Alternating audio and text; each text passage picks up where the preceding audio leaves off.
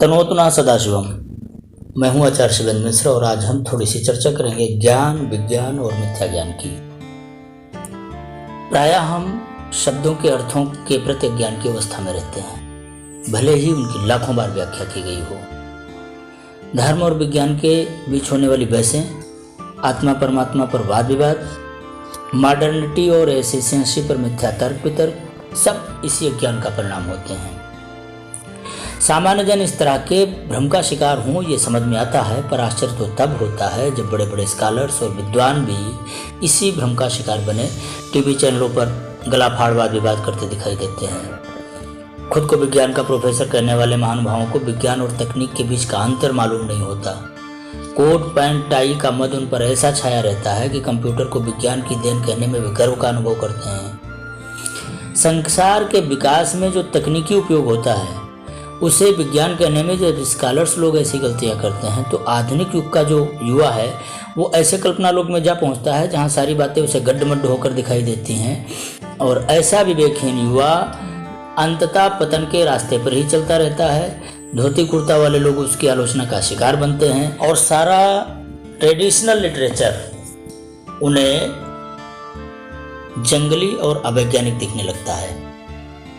एकमात्र भौतिकवाद उनके दिमाग में छाया रहता है। चार्वाक नाम का लोकायत हुआ जिसका दार्शनिक दृष्टिकोण था लोक नहीं, पर लोक नहीं जब तक जीवन है इसे संपूर्ण आनंद भोग के साथ जीना ही मानव का कर्तव्य है, और अपने स्वार्थ की पूर्ति के लिए रणम कृत्वा घृतम विवेद का जो दर्शन था उसका वही आज वैज्ञानिक दर्शन के रूप में हमारे सामने प्रस्तुत किया जा रहा है।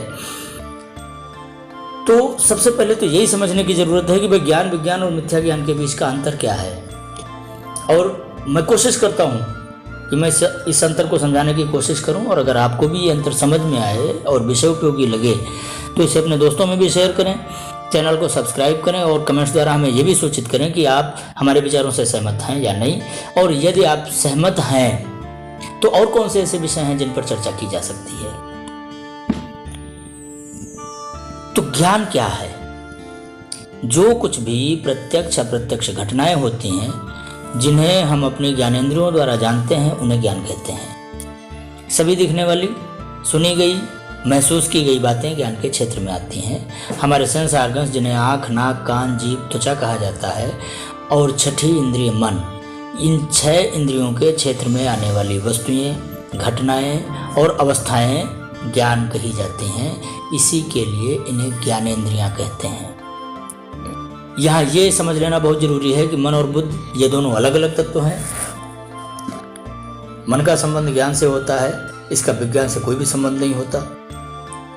अब शायद ये बात आपको थोड़ी अजीब सी लगे, पर सही यही है, और इस विषय पर व्यापक चर्चा हम फिर कभी अन्य वीडियो में करेंगे। तो जो ज्ञानेंद्रियों का विषय है वो ज्ञान है। अब समझें कि विज्ञान क्या है। सभी ज्ञान के विषय अपने मौलिक रूप में किसी न किसी कारण और कार्य का परिणाम होते हैं। कारण और कार्य का संयोग ही परिणाम के रूप में ज्ञान बनकर हमारे सामने प्रत्यक्ष रूप में आता है। इस कारण और कार्य के बीच संबंध एवं क्रिया विधि की व्याख्या करने वाले तत्व को विज्ञान कहते हैं, और इस व्याख्या में जो सहयोगी तत्व होता है उसे तकनीक या टेक्नोलॉजी कहा जाता है। तो स्वाभाविक ही विज्ञान अलग चीज है और तकनीक अलग चीज है। भले ही विज्ञान तकनीक के बिना प्रमाणित नहीं हो सकता, इसलिए विज्ञान और तकनीक एक दूसरे से जुड़े हुए तो हैं, लेकिन विज्ञान और तकनीक वस्तुतः अलग अलग चीजें हैं। अब इसे जरा एक उदाहरण के माध्यम से समझिए। बड़ा घरेलू उदाहरण है कि भाई आपके सामने एक कप चाय रखी है, आप उसे देखकर या उसका स्वाद लेकर ये जानते हैं कि ये चाय है, या लोगों के कहने पर आप जानते हैं कि ये चाय है। अच्छा, प्रमाण की बात जहां तक है तो चाय का विशेष रंग, विशेष सुगंध, विशेष स्वाद और विशेष ताप ये निर्णय करता है कि ये चाय है। इसलिए प्रत्यक्ष रूप से सामने रखा हुआ पदार्थ चाय है ये पता लग जाता है। इसे चाय के विषय में हमारा ज्ञान कहेंगे। अब चाय ऐसी क्यों है या ये किस तरह तैयार हुई है, इस विषय का चिंतन करना विज्ञान का विषय है। चाय तो मात्र उदाहरण है, प्रकृति का निर्माण कार्य कारण और कार्य के संयोग से होता है, अतः इस ब्रह्मांड में प्रत्येक वस्तु किन्हीं दो या दो से अधिक वस्तुओं, पदार्थों, अवस्थाओं या स्थितियों का संयोग है। चाय किन किन पदार्थों का संयोग है, इसका अनुसंधान करना विज्ञान है और अनुसंधान में प्रयोग किया जाने वाला तत्व तकनीक है। तो चाय को कुछ भिन्न भिन्न वस्तुएं मिलकर बनाती हैं, जैसे पानी, दूध, चाय की पत्ती और चीनी। ये वस्तुएं किसी विशिष्ट मात्रा में एक साथ मिलकर या मिलाकर आग पर उबालने का परिणाम चाय के रूप में हमारे सामने आता है। ये सभी भिन्न भिन्न वस्तुएं कारण हैं, इनको एक में मिलाना कार्य है और इन्हें एक दूसरे में समाहित करने के लिए आग का उपयोग करना तकनीक है।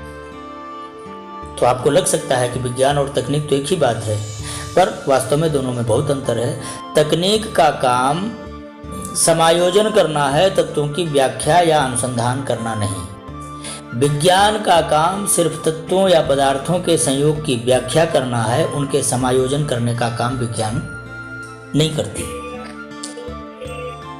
विज्ञान पूरी तरह बुद्धि आधारित ज्ञान है, अतः विज्ञानवाद को भौतिकवाद या बुद्धिवाद भी कहते हैं। ज्ञान के क्षेत्र में भौतिक और भौतिक दोनों ही विषय आते हैं, पर विज्ञान का क्षेत्र मात्र भौतिक विषयों तक ही सीमित है, तो स्वाभाविक ही विज्ञान का अनुसंधेय मात्र मैटर है या पदार्थ है। एनर्जी से संबंधित विषय विज्ञान के क्षेत्र से बाहर ही है। अब एनर्जी का मतलब विद्युत या इलेक्ट्रिसिटी नहीं है। भौतिक विज्ञान का क्वांटम भी अंततः एक पदार्थ है। इलेक्ट्रॉन, प्रोटॉन और न्यूट्रॉन भी परमाणु है, भले ही वे सूक्ष्मतर सत्ता वाले हैं और मौलिक रूप से ये पदार्थ ही हैं।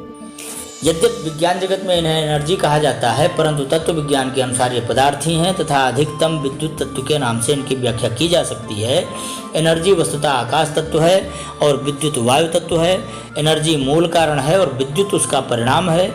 एनर्जी से विद्युत के रूप में परावर्तन किस तरह होता है, इसे समझने के लिए जो सहायक तत्व है वो तकनीक है, और इस तकनीक को ही प्राचीन साहित्य में तंत्रशास्त्र कहा जाता था।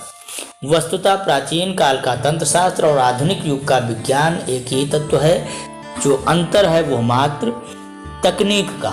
हमें बड़ा गर्व होता है ये कहने में कि हम तकनीकी रूप से बहुत उन्नत हो गए हैं, पर जरा एशियंस टाइम या प्राचीन काल की तकनीकी उपलब्धियों पर निगाह दौड़ाइए।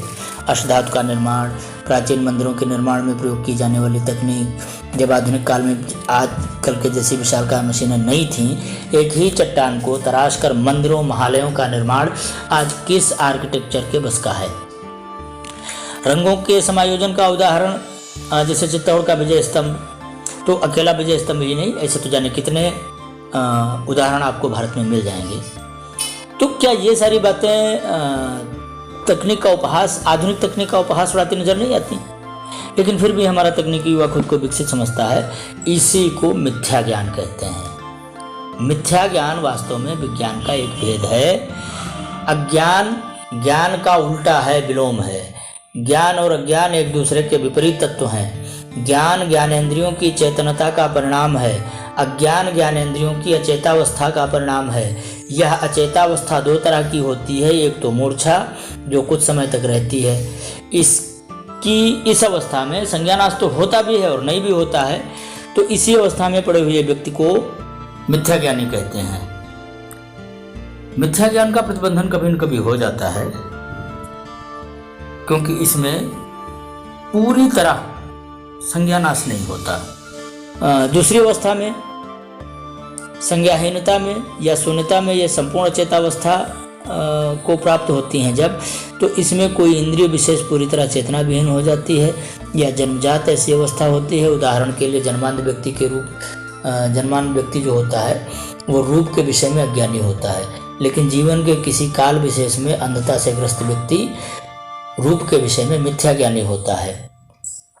अज्ञान की प्रथम जो अवस्था है मिथ्या ज्ञान, उसका प्रतिबंधन कभी न कभी हो जाता है और व्यक्ति को ज्ञान हो जाता है, पर इंद्रिय शून्यता की अवस्था लाइलाज होती है। मोह और भ्रम वास्तव में इंद्रिय शून्यता और मिथ्या ज्ञान का परिणाम है। मिथ्या ज्ञान या भ्रम प्राचीन आगम साहित्य में इंद्रजाल कहा जाता था और इसी इंद्रजाल को मुस्लिम संस्कृति में काला इलम कहा जाता था।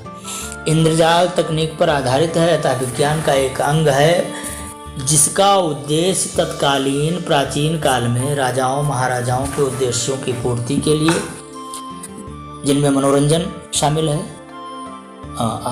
अभी तक भी गांव में जादूगर लोग आया करते थे मनोरंजन के लिए, तो जो इंद्रजाल का उपयोग होता था वो मनोरंजन के उद्देश्य की पूर्ति के लिए होता था।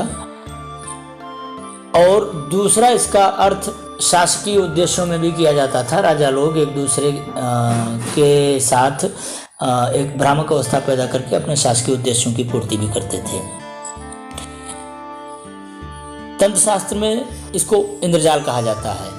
इंद्रजाल को माया भी कहा जाता है। माया शब्द का अर्थ होता है जो वास्तव में नहीं है पर वास्तविक जैसा प्रतीत होता है, अर्थात भ्रम, इल्यूजन। प्राचीन साहित्य में इसका एक उदाहरण है पांडवों का सभा मंडप, जिसका निर्माण उस समय के सर्वश्रेष्ठ आर्किटेक्चर द्वारा किया गया था, जिसने इलेक्ट्रिसिटी का तकनीकी उपयोग करके जलीय भाग में स्थलीय और स्थलीय भाग में जलीय इल्यूजन पैदा किया था, भ्रम पैदा किया था। हालांकि ऐसा उसने मनोरंजन करने के उद्देश्य से किया था, लेकिन उसका परिणाम महाभारत के युद्ध के रूप में सामने आया।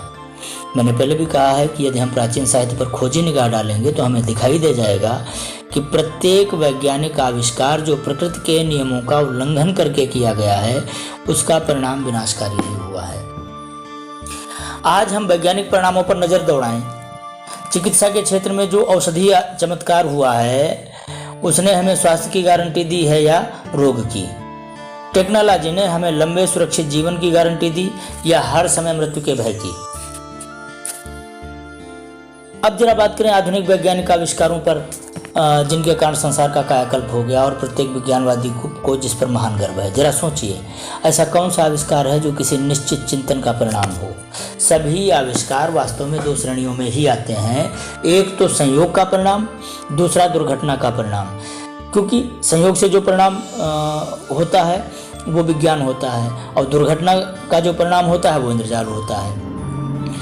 तो संयोग के परिणाम स्वरूप होने वाले आविष्कार हैं, एनर्जी से संबंधित हैं। आदिम युग में दो बांसों की रगड़ से या दो पत्थरों के टकराने से पैदा हुई आग से लेकर भाप की शक्ति तक का आविष्कार, ये एनर्जी से संबंधित है, और ये सब संयोग बस हुए हैं, ना कि किसी पूर्व चिंतन का परिणाम है। क्या आग की पहली उत्पत्ति आविष्कार थी? जी नहीं, ये सिर्फ संयोग का परिणाम था, अतः इसे ज्ञान कहा गया। पर उस आग से जले मांस को खाकर मनुष्य के अंदर जब उस आग को मनचाहे समय पर उपयोग करने की इच्छा हुई और उसने एक तकनीक का आविष्कार किया, दो पत्थरों को टकरा कर आग पैदा की या फिर दो बांसों को आपस में रगड़ कर आग पैदा की, ये आदिम मानव वैज्ञानिक था या तकनीशियन था? यदि वैज्ञानिक था, यदि हम तकनीशियन और वैज्ञानिक दोनों को एक ही तरह समझते हैं, तो वो आदिम मानव ही वैज्ञानिक था। वास्तव में आग की खोज करने वाला वो आदि मानव ही वैज्ञानिक था। शेष परंपरा तकनीक को विकसित करने वाले तकनीशियनों की ही है। कार्य कारण का संयोग निर्धारित होता है। विज्ञान निश्चित सिद्धांत को कहते हैं। विद्युत का उत्पादन मात्र दो प्रकारों से होता है, एक तो घर्षण द्वारा, दूसरा दो वस्तुओं के टकराने से। कोई तीसरा सिद्धांत आज तक खोजा जा सका हो तो आप जरूर लिखिए, हमारे कमेंट्स में लिखिए। माचिस से आग घर्षण का परिणाम है, लाइटर से आग टकराने का परिणाम है।